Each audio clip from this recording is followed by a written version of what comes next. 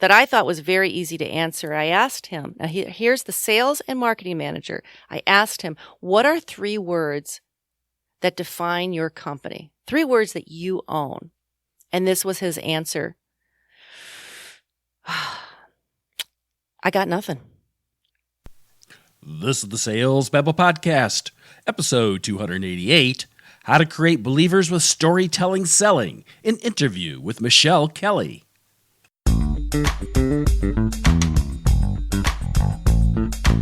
Welcome to Sales Babble, the podcast that shares selling secrets for non-sellers. And now your host, Pat Helmers.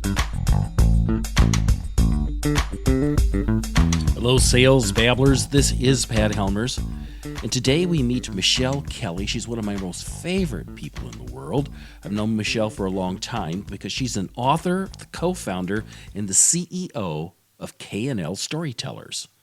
Michele helps companies who need to tell their story, especially those organizations that care as much about living their values as they do about making a profit. In today's episode, Michele and I discuss storytelling selling. We discuss the process for creating believers by telling your story. This is the thing.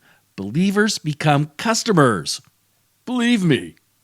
And get this, we do the entire episode by sharing stories. Now, at the end of the interview, I'm going to share a little bit about this new media company that I'm creating called Habanero, and Michele helps me in a very small way, a very powerful way.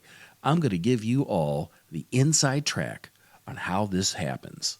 But we got to do the interview first. So with no further ado, let's get to it.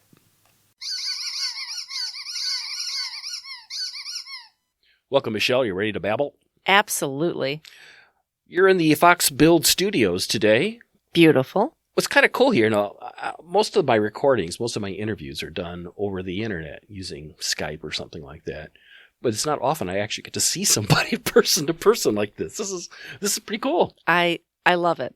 And we're using all the energy of the creative people in the building. We are indeed. You're a storyteller. Yes. Yes. If people say storytelling is really important in sales. It is. But then again, I heard a bunch of people tell stories, and they're really not that interesting. Is this really true? Why do you believe in this? Why do you think this actually makes a difference when it comes to persuasion? Well, that's a great question. And I have to pass the baton to Aristotle, who put out his 3 points of persuasive argumentation: ethos, logos, and pathos. And every great story has elements of all 3. Ethos, of course, is to develop trust. What company doesn't want to develop trust? Logos is the logic. So that's the authority. That's the infographics, the numbers, the certifications, the awards a company has won. And then there's pathos. And that is why people make the decisions that they make. Pathos is the emotion. It's the empathy. So stories are critical in the sales arc. I like to look at the sales journey as the hero journey. We have to cast our customers and our audience as the hero of our story. What's the hero arc? You hear people talk about this a lot. Well, we have at the very basic Act 1, Act 2, Act 3, and the hero arc begins with their situation. So in storytelling, it's called stasis, but for our conversation, it's simply the situation of the hero. Where are they in that point of time? What matters to them? What are their problems? Who are they? What are their demographics, their psychographics? What keeps them up at night? Then we have Act 2, where there's an inciting incident. Of course, we've all heard that in our English classes when we've learned about plays and poetry and film writing. The inciting incident is a reason, a trigger for them to explore a solution. And in a company's story arc, it's their brand as the solution. Isn't it not maybe the customers or the prospective customers' challenge? That I always kind of get confused. You know, who's the story that we're talking about? You know, like if we're making the customer the hero, you know, once upon a time they were out in the forest. And Yes. They came upon a bear. Yes. A big bad bear. A big hairy bear. And that is the antagonist. That bear is the antagonist. It's their problem. It's what keeps them up at night. And you're wondering, Pat, what is our role as a brand or as a company in that story? We are the guide. We are Yoda, helping the main character reach this amazing world of success. We are Jack on the Titanic, not Rose. Rose is the main character. She's the protagonist in the story. We are Jack, that dashing, handsome young man who shows her that love can be real, that she doesn't have to settle. We are the guide. Historically, many brands have put their persona as the hero. They're going to save the day. And of course, we all want to save the day. But the brand that puts the audience as the hero of the story is the brand who shows why they can be trusted and why they should be on the short list for their prospective audience.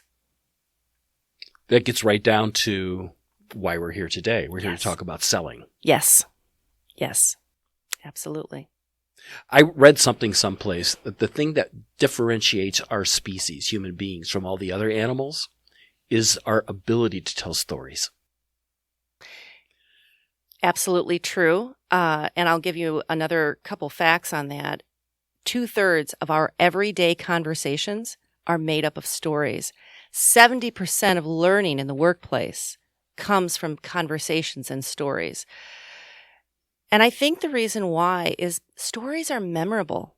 Stories are powerful. They move us forward. When you know someone's story, you're more likely to donate to their cause, buy their product, support them in their endeavors, and love them. And at the very basis, and I know this is not a word that is used very often in business, but at the very basis, when you share your story, you're trying to be loved. That is your gift to the world. And many, many brands and many, many people don't realize how amazing they are, that we have blind spots to our own stories, and that's why we hold back. I don't think it's because people don't believe in story. I think it's because people don't believe in themselves. And that word believe, that's one of the most important. If our audience today takes nothing away from our conversation, it should be this, that story creates believers, authentic story. I'm not talking about made up fairy tales. I'm talking about our real stories, our vulnerabilities as companies and as brands and as people and as leaders. We create believers by sharing our story, our failings, our successes, our good times, our bad times, our struggles, our dreams, our vision. These are all stories. Our impact on the world, these are all stories we can share with the world. There's something you said back there that's really been sticking in my head, this pathos idea. Mm-hmm. Because I read something the other day that reminded me of Anthony Damasio's book, Descartes' Error, that we are not thinking beings who feel. Mm-hmm. We're feeling people. Yes. Feeling beings who think once in a while. Mm-hmm. And that our decisions are more made on our hearts, whatever that is, mm-hmm. than with our rational inquiry.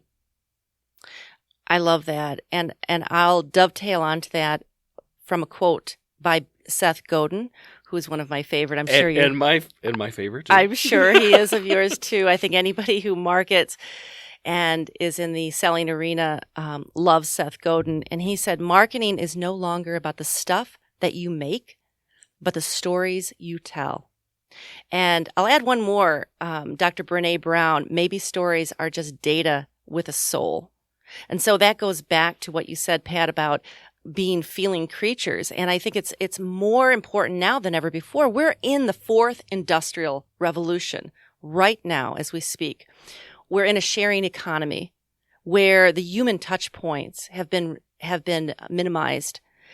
because of social media and because of DoorDash and because you can do everything from a solitary place. Yeah, today on the radio, I heard today that social media is a fake fire, campfire. I love that because I'll actually be giving a presentation along with my co-founder and love of my life, Roderick Kelly, tomorrow for the Valley Industrial Association. And we're going to be presenting to sales directors on the role of story. And our first graphic is of the United States lit up at night. And the reason we're using that graphic is because what is happening with our storytelling is that it's like the campfires. Stories predate writing. So we want people envision. So on this podcast, close your eyes and envision the world lit up from a camera at night with all these little lights around the world and pretend those are campfires. Those are real people sharing real stories. That's what makes the world happen. That's what makes the world so exciting and vibrant. 30% of the global population uses social media to connect, learn, and share. This is from the World Economic Forum. That number is going to be increasing every day. We see that becoming more and more. And every 2 days, we create as much information, every 2 days, as much information as the beginning of time until 2003. That's a lot of information. And so our stories are a way to break through the clutter and reach people's hearts, the hearts that you were talking about, Pat. Mm-hmm. So we've been talking here about strategy and philosophy some. Maybe we could turn this around and dig into some tactics, maybe some example stories, so that our listeners could actually build some of their own stories on it. Because I think a lot of people struggle with this. It's like, well, I don't have any stories to tell. I'm so glad you asked that question because I do have some examples here. I want to share a story of my own from a tour with the sales director of a manufacturing company. He had invited us to tour his facility and meet his team. And we did. We're on this tour and he's pointing to the electrical panels and the different things that people in his plant were doing. And I asked him a question that I thought was very easy to answer. I asked him, now here's the sales and marketing manager. I asked him, what are 3 words that define your company? 3 words that you own. And this was his answer. I got nothing. I got nothing. That's 3 words. Yeah, right. He actually did answer the question. I didn't even realize that till now. I got nothing. Sign me up. I want to buy more of that. He didn't know what his company stood for. Yep. So I want to take you now to the other end. A story about a little coffee shop in downtown Aurora called Indiro. One of my favorites. One of my favorites. I'm there a lot. We're going to have to meet up there sometime because I love riding my bike down there. Yeah, they're from Uganda. Yes, Uganda, exactly. So I know as a patron of Indiro that their mission, now this is a coffee shop, as you know, great coffee, by the way. Their mission is to end child vulnerability in Africa. They sell coffee. They serve coffee. They serve food. I love them because they have a higher mission. So here we have the juxtaposition of a sales and marketing manager from, I would say about a $15 million company who could not pick out 3 words to describe his company. And then we have a coffee shop that has a mission. And that mission, I will tell you, it runs through everything. And I'm going to give you an example. One time I was in there and I was I know the waitstaff by name. They know me. And the server happened to mention that, here at Indiro, we always claim our tips. Like we always report our tips because that's part of what we believe in as being honest and transparent. Now, this was not a marketing message. This was one of their people sharing this fact, and I thought that was fantastic. They live their mission.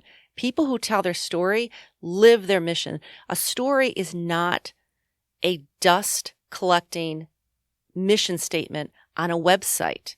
It is not a beautifully written email. A brand story runs through every part of the organization, internally and externally. You just know what they stand for, their beliefs, their values.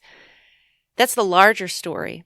And then the individual stories can be communicated in terms of blogs, podcasts like this one, Yep. and email drip campaigns, handwritten notes. There are so many success stories. There are so many ways for a company to tell their story. I think the success story is the one that salespeople can often use, because when they're talking to a prospective client, they're going to say, "I know somebody just like you." Right. I was just talking to them last week. They were in a similar situation. They had a similar problem. They could have gone a number of different directions. They decided to pick us. They picked us. We rolled it out, and it's been awesome ever since. Well, and oh, by the way, if you want to talk to them, I'd be happy to share their contact information with you. You've hit upon the heart of story. When we see ourselves in somebody else's story, like a success story or even a brand, then we have the human connection. Yeah. Then we have been accepted in some way as part of that other person's story. Think about this. When you read a fiction novel, and I'm a big reader, I think you probably are as well, Yeah. and I'm sure most of our readers and most of our listeners are readers. When you read a fictional novel, you know that this is a made-up story. However, a successful fiction author makes it so believable it could happen. Or you see a part of your backstory in that story. You've been lonely. You've struggled. You've been at the point of ecstasy. You have felt these feelings, whatever they may be. It's believable. And again, it all comes back to that word believer. Let me tell you a story. This is one I used to use all the time when I was selling software. And I think I've said it before here on the podcast, but I can't remember. So if I'm repeating myself, I apologize to my listeners. Lots of times we'd be walking through the software, and I would say, have you ever been in this situation where you're busy working at your computer, and then all of a sudden the phone rings, and somebody asks you, you've got to do something, and you've got to go look it up. And commonly with the software that a lot of people have is they're fumbling through it, and they're clicking, they can't really find the information or not. Does that happen to you? Is that one of the reasons why you've invited us to be here today? And they commonly would say yes. And I'd say, well, look at this. Let's say I was doing that. I would go click, click, click. There it is. And then they would go, wow. And then I would say, this is just an example. The entire system is designed like this. It's designed with how you work, not how our engineers think. Mm-hmm. So I would tell this story as not an example just to kind of show them this one functionality, but to paint a broader brush on the entire software. Beautiful. And what we found is if we told them 2 or 3 stories like that, click, click, click, click, click, then they quit asking us to show us. Right. They started to believe us. And they would say, well, how does this work? And I'd say, well, let me show you. And they go, no, just tell me. How does this work? Well, let me show you. No, look, just tell me. And next thing you know, you're talking for half an hour and they believe you. Right. Right. Yes. There's something called the Wheel of Emotion by Robert Plutchik. Oh, I don't know this. And in order to inspire trust, they must first be aware of you. And then you move through the emotion, and largely brought on by story, to admiration. And then you move to acceptance. So by telling those stories and showing them you literally put them in scene, almost like a book.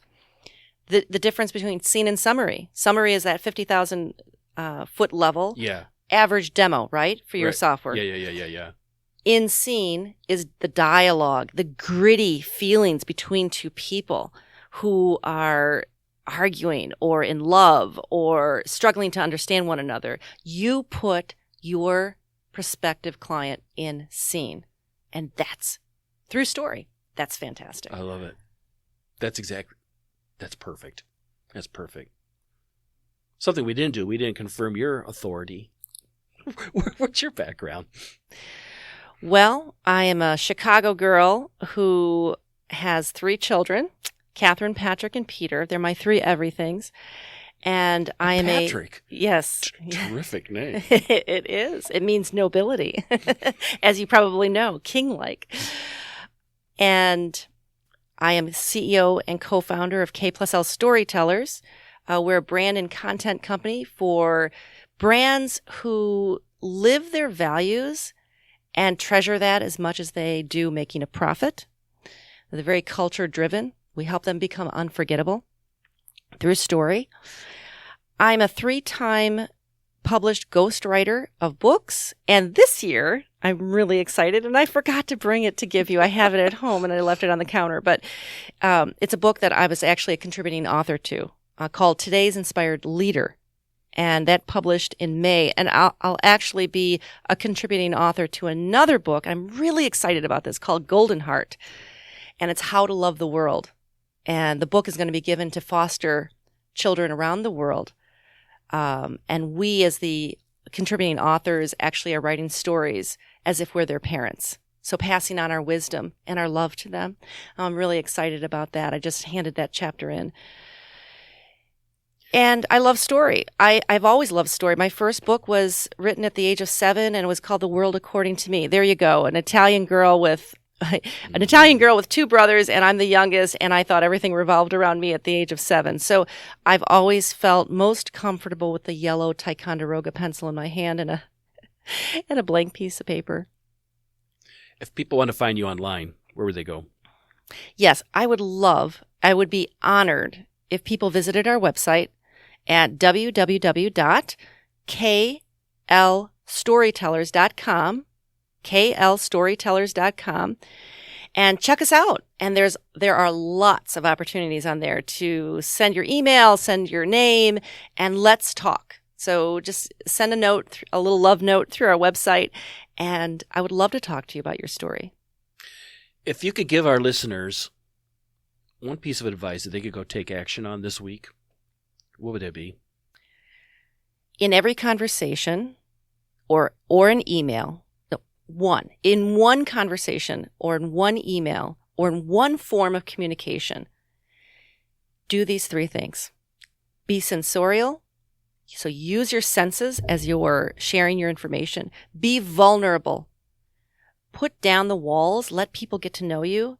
And number 3, invoke emotion.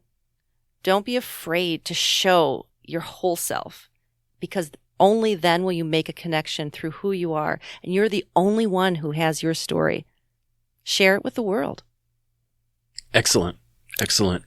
Michele, thanks for visiting us here on Sales Babble. I really appreciate it. Oh, I am absolutely delighted. Thank you so much, Pat. I urge listeners to spend a moment on Michele's website at K&L Storytelling. There's a lot of great information there. And if you take anything away from this interview, it's Michele's advice, and that you should reflect upon your successful experiences in your business. Is there a beginning, middle, end to that experience? How can you make the customer the hero if you were to turn that into a story?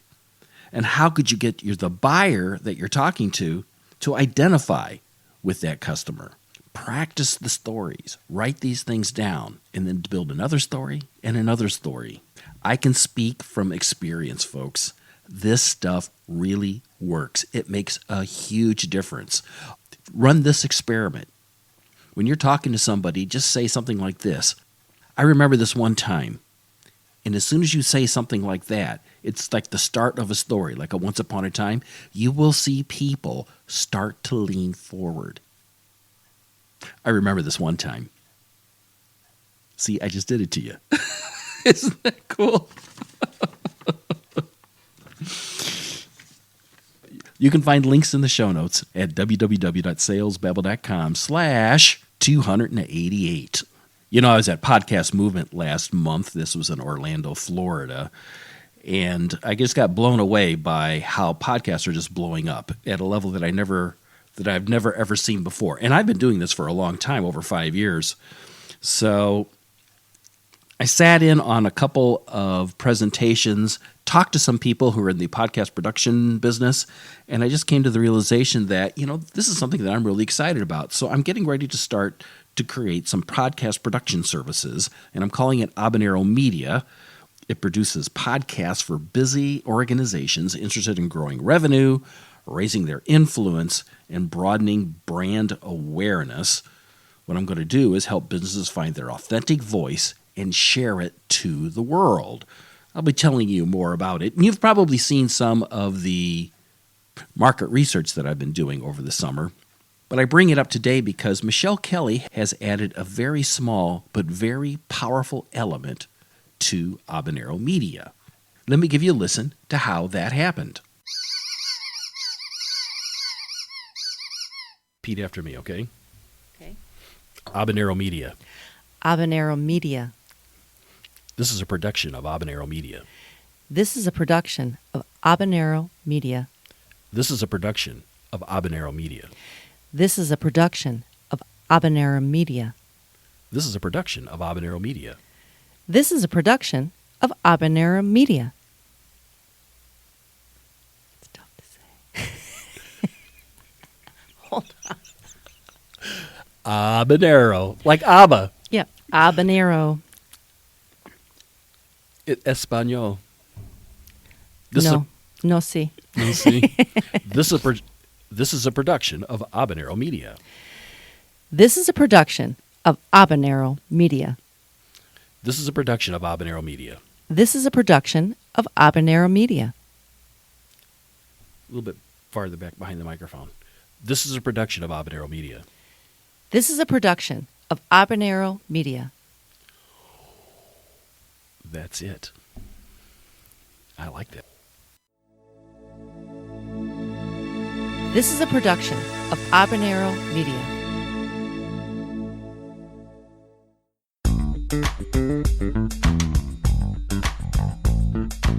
Thank you for listening to the Sales Babble podcast.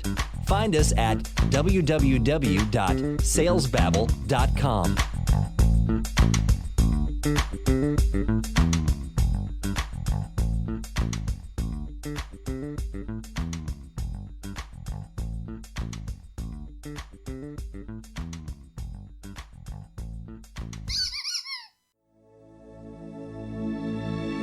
This is a production of Habanero Media.